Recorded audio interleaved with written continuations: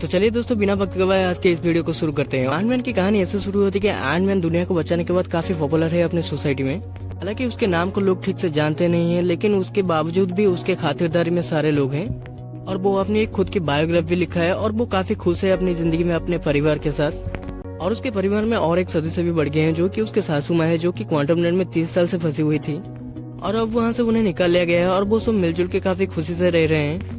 और अब स्कॉटलैंड की बेटी काफी बड़ी हो चुकी है और काफी सेक्सी भी, मेरा मतलब है कि काफी बदमाश भी हो गई है। तो अब वो अपने ग्रैंडफादर के गैजेट्स को लोगों को बचाने के लिए इस्तेमाल करती है और उसने अपने ग्रैंडफादर के साथ मिलकर एक डिवाइस बनाया जिसकी मदद से कि वो लोग क्वांटम लैंड में सिग्नल भेज पाते हैं। और इस चीज को वो घर के बाकी लोग को भी दिखाते हैं और इस चीज के बारे में उन्हें बताते भी हैं। और वहाँ पे स्कॉट के सासू माँ ऐसा करने से उन्हें रोकती है और उस डिवाइस को सडनली बंद कर देती है। लेकिन वहाँ पे कुछ ऐसा होता है कि सडनली वो डिवाइस एक्टिव हो जाता है और उन लोगों को खींच ले जाता है क्वांटम लैंड में।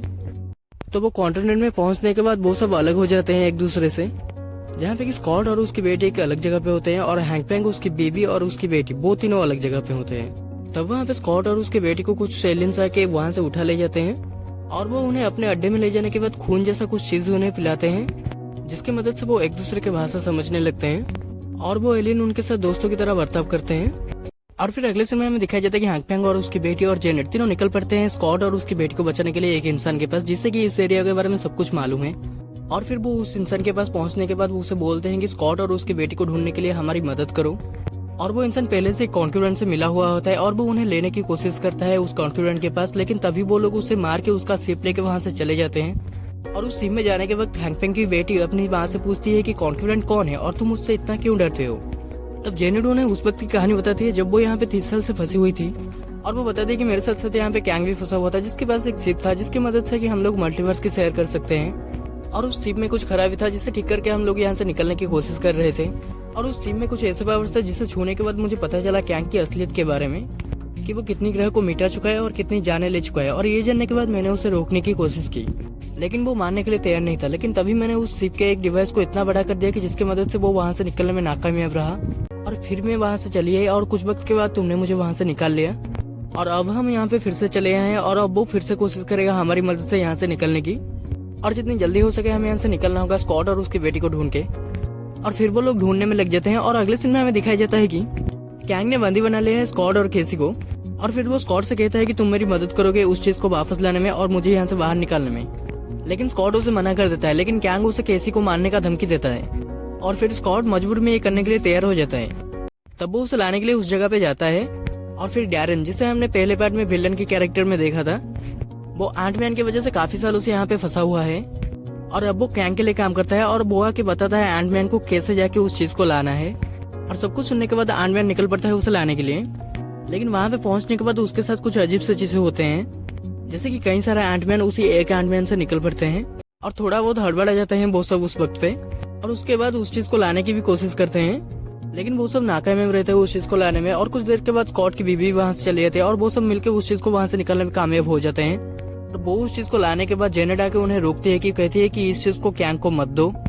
लेकिन तभी कैंग आके उस चीज को उससे छीन लेता है और तभी एंटमैन उससे बोलता है कि मेरी बेटी को छोड़ दो। लेकिन तभी वो उसकी बातों से मुकर जाता है और एंटमैन उसकी बीवी को वहाँ पे छोड़ जाता है मरने के लिए और जेनेट को अपने साथ ले जाता है। लेकिन कुछ देर के बाद स्कॉट और उसकी बीवी के पास हैंक आके पहुंचते हैं कई सारे चींटियों के साथ, जो कि उन्हीं के चींटी होते हैं, जो कि यहाँ पे बहुत पहले से ही हैं और अपनी टेक्नोलॉजी को यहाँ पे बहुत बिल्ड कर चुके हैं। और वो उन्हीं की मदद से यहाँ से बच के निकलने का रास्ता ढूंढते हैं। और अगले सीन में हमें दिखाया जाता है कि केसी को कुछ एलियंस लेके जा रहे थे, लेकिन तभी केसी उन्हें मार के उन लोगों को बचाने की कोशिश करती है जिनसे वो पहले मिले थे। और वो उन्हें बचाने के बाद बाकी लोगों के लिए एक मैसेज देती है, जिसमें कि वो बाकी लोगों को हौसला देती है कि हमें अब कैंग से लड़ना होगा। और ये सुनने के बाद बहुत सारे लोग तैयार हो जाते हैं कैंग के खिलाफ लड़ने के लिए। और ये मैसेज को हैंकपैंग और एंटमैन भी देखते हैं और ये देखने के बाद वो वहाँ पे निकल पड़ते हैं उसे रोकने के लिए। और अगले सीन में हमें दिखाया जाता है कि कैंग डैरेन से बोल रहा है जाके स्कॉट की बेटी को ढूंढो और मिले तो उसे मार देना। तो डैरेन उसे मारने के लिए निकल पड़ता है और कैंग जो है वो उस बड़े से शिप को एक्टिव करने में लग जाता है। और अगले सीन में हमें दिखाया जाता है एंटमैन जो है वो एक बड़ा सा रूप लेके कैंग को मारने के लिए आ गया है। लेकिन तभी उस पे कैंग के सिपाही हल्ला बोल देते हैं, जो कि बहुत सारे होते हैं और एंटमैन उन्हें रोक नहीं पाता है। लेकिन तभी वो बाकी की एलियन भी वहाँ पे पहुंच जाते हैं जिनके पास मैसेज गया था और वो आके उन्हें मारने लगते हैं और लड़ाई बराबरी का होता है। और अगले सीन में हमें दिखाया जाता है कि कैसी को डैरेन मारने की कोशिश करता है, लेकिन कैसी उसे मुंह तोड़ जवाब देती है, लेकिन कैसी उसे जान से नहीं मारती है और उसे बदलने का एक मौका देती है। और फिर हमें दिखाया जाता है कि एंटमैन जो है वो उस बड़े से शिप को तोड़ चुका है और कैंग इसे देख के बहुत गुस्से में आके सबको मारने लगता है। और उसे कई सारे लोग रोकने की कोशिश करते हैं, लेकिन वो सबको मार देता है। और उसे आयरन भी रोकने की कोशिश करता है, लेकिन वो बहुत ताकतवर होता है और इसीलिए आयरन उसे नहीं रोक पाता है। और फिर वहाँ पे चींटियों की फौज के साथ हैंक पेंग भी पहुंच जाते हैं और बहुत सारे चींटी और डैरेन मिलके उसे रोकने में कामयाब हो जाते हैं। लेकिन वहाँ पे डैरेन जो है वो वहाँ पे मर जाता है और जेनेट जो है वो उस डिवाइस की मदद से घर जाने का एक नया रास्ता बनाती है। और वो सब जा ही रहे थे तभी कैंग आके आयरन को वहीं पे रोक लेता है और खुद जाने की वहाँ से कोशिश करता है। और वहाँ पे आयरन और कैंग के बीच एक तगड़ी फाइट होती है। हालांकि आयरन वहाँ पे बहुत पिटता है, लेकिन वो कैंग को उस रास्ते से वहाँ से जाने नहीं देता है। और तभी वो उस डिवाइस को डिस्ट्रॉय करने की कोशिश करता है, लेकिन कैंग जो है वो वहाँ से भागने की कोशिश करता है।